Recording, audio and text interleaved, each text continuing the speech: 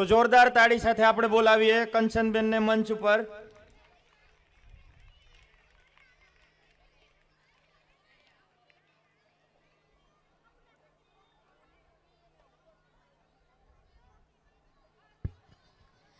છે અહીંની રસમ જુદી, છે અહીંની રસમ જુદી ને છે રિવાજોએ નોખા, છે અહીંની રસમ જુદી ને છે રિવાજોએ નોખા, અમારે મન તો કેવળ શબ્દો જ કંકુ ને ચોખા.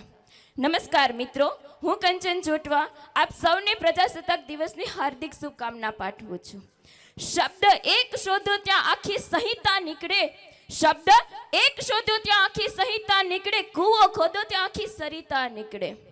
જનક જેવા આવીને હળહાકે, જો જનક જેવા આવીને હળહાકે તો હજી આ ધરતીમાંથી સીતા નીકળે. લક્ષ્મણ રેખા જીવિત છે હજી આ ધરતી પર, હજુ પણ જીવે છે લક્ષ્મણ રેખા આ ધરતી પર, કે રાવણ જેવા બીતા બીતા નીકળે. છે ભોજના અને કાલિદાસના ખંડેરો, છે ભોજના અને કાલિદાસના ખંડેરો, કે જરાક ખોતરો ત્યાં આખી આખી કવિતા નીકળે. અને છેલ્લો શેર કે સાવ અલગ જ છે આ ભૂમિની તાસીર, સાવ અલગ જ છે આ ભૂમિની તાસીર, કે મહાભારત વાવો ને ગીતા નીકળે. મિત્રો, આપણા માટે ખૂબ જ સૌભાગ્યની વાત છે. આપણે એક એવી ભૂમિના સંતાન છીએ કે જેની યશગાથા મધ્યકાલીન પૂર્વેથી માંડીને ગાંધી યુગ, અર્વાચીન યુગ ને આજના કળિયુગમાં પણ સુવર્ણ અક્ષરે લખાય છે અને ગવાય છે. આપણે એક એવી ભૂમિના સંતાન છીએ કે આ ભૂમિ ઉપર એવા મહાપુરુષોએ જન્મ લીધો છે કે જેમનું જીવન આજની તકે પણ, આજના અર્વાચીન કાળથી માંડીને આજના કળિયુગમાં પણ આપણા માટે પ્રેરણા પૂરું પાડે છે. આપણે એક એવી ભૂમિના સંતાન છીએ કે એવા મહાપુરુષોએ જન્મ લીધો છે કે જેમને આપણે આજે ઈશ્વર તરીકેનું બિરુદ આપીને તેમની પૂજા કરીએ છીએ. કારણ કે એને પોતાનું સમગ્ર જીવન સમાજની સેવામાં આપ્યું છે. અને એનું મોટામાં મોટું ઉદાહરણ હોય તો છે ભગવાન શ્રી કૃષ્ણ, કે જેમણે મનુષ્યની જેમ જન્મ લીધો, મનુષ્યની જેમ કર્મ કર્યા છે, મનુષ્યની જેમ જ મૃત્યુ પામ્યા છે, છતાં પણ ઈશ્વરનું તત્વ માનીને આપણે એની મૂર્તિ પૂજા કરીએ છીએ. મિત્રો, આપણા માટે સૌભાગ્યની વાત છે કે આપણા દેશનો જે મહાન ગ્રંથ શ્રીમદ ભગવદ્ ગીતા, કે જેમણે વિશ્વના દેશોમાં અભ્યાસક્રમમાં દાખલ કરવા મજબૂર થયા છે. આપણા માટે સૌભાગ્યની વાત છે કે આપણા દેશના મોટા ભાગના જે વિજ્ઞાન ક્ષેત્રને શોધ થઈ છે એમાં મોખરે નામ હોય તો તે ભારતનું છે. આપણા માટે સૌભાગ્યની વાત છે કે આજનો દિવસ જે આપણે ઉજવીએ છીએ પ્રજાસત્તાક દિવસ તરીકે, કે જે અપાવનાર છે ડૉક્ટર બાબા સાહેબ આંબેડકર, કે તે સમયના જે મહાપુરુષો હતા તે કામ નહોતા કરી શક્યા. એ એક આ અનુસૂચિત જાતિના એક બાળકે જેને ભણવાનો અધિકાર નહોતો, તે સમયમાં બારીએથી જોઈને પોતાએ શિક્ષણ લીધું. અને દેશને આઝાદી મળ્યા પછી એક મોટો પ્રશ્ન હતો દેશના સંવિધાનને ઘડવાનો, અને એ એટલા મહાપુરુષોમાં કોઈ નહોતું કરી શક્યું, એ બાબા સાહેબ આંબેડકરે કરી બતાવ્યું.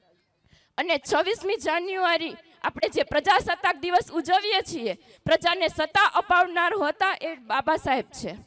અને એ ભૂમિના આપણે સંતાન છીએ, આપણા માટે ગૌરવની વાત છે. અને આજનો આ દિવસ આપણે આ ભવ્ય રીતે ઉજવીએ છીએ. અને આપણી સમક્ષ આ નાના નાના ભૂલકાઓથી માંડીને મોટા વિદ્યાર્થી આપણી સમક્ષ પોતાની પ્રતિભા રજૂ કરે છે, પોતાની આવડત, પોતાની શક્તિને તમારી સામે પ્રદર્શિત કરે છે. અને સ્ટેજ ઉપર આ વિદ્યાર્થીને જોવાને એ આપણા માટે સૌભાગ્યની વાત છે. તો આ એક દ્રશ્ય વિશે એક ગઝલ થઈ જાય કે નદીની રેતમાં રમતું નગર મળે ન મળે, નદીની રેતમાં રમતું નગર મળે ન મળે, ફરી આ દ્રશ્ય સ્મૃતિપટ ઉપર મળે ન મળે. ભરી લો શ્વાસમાં એની સુગંધનો દરિયો, ભરી લો શ્વાસમાં એની સુગંધનો દરિયો, ફરી ભીની માટીની અસર મળે ન મળે. પરિચિતોને ધરાઈને જોઈ લેવા દો, પરિચિતોને ધરાઈને જોઈ લેવા દો, આ હસતા ચહેરા, આ મીઠી નજર ફરી જોવા મળે ન મળે.